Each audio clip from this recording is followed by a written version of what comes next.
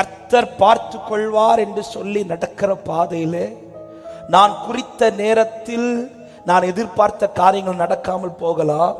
ஆனால் அவர் குறித்த நேரத்தில் எனக்கானது பார்த்து கொள்ளப்படும் என்று விசுவாசிக்கிறவங்க மட்டும் கரங்களை உயர்த்தி ஆமென் என்று சொல்லுங்க பார்க்கலாம்.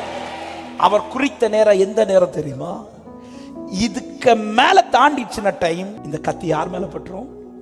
ஈசாக்கு மேல. எப்படி வருதுன்னு தெரியாது, ஆனா குறித்த நேரத்தில் உங்களுக்கான ஆடு வந்து நிற்கிறது தெரியும். ஹல்லேலூயா. இனி இது உன் லைஃப்ல நடந்து பிரயோஜனம் இல்லைன்னு சொல்ற அளவுக்கு வர கர்த்தர் விட மாட்டார்.